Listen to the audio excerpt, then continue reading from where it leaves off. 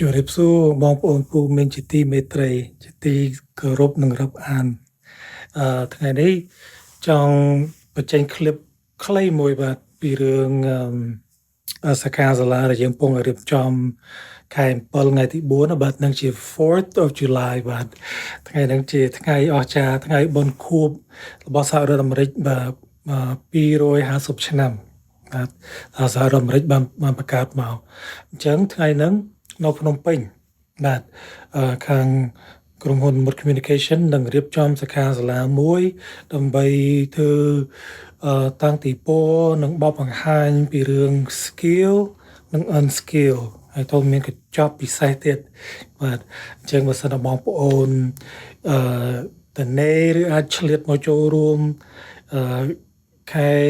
ទី7ថ្ងៃទី4ហ្នឹងណាពីម៉ោង9ចន្លោះពីម៉ោង9ទៅម៉ោង12ហើយសង្ឃឹមថាសិក្ខាសាលារួចយើងនឹងញ៉ាំអាហារសាមគ្គីជាមួយគ្នាទៀតបាទអញ្ចឹងបើសិនបងប្អូនចាប់អារម្មណ៍បាទកៅអីមានកំណត់ណាហើយទៅទីតាំងដល់បងប្អូនចុះឈ្មោះនឹងបាញ់ទីតាំង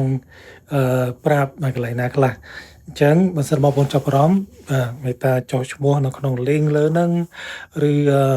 ទាក់ទងមក page ដើម្បីក្រុមការងារកត់ឈ្មោះបាទអញ្ចឹងសង្ឃឹមញញឹមជួបគ្នាថ្ងៃទី4ខែ7នៅភ្នំពេញបាទសូមជម្រាបលា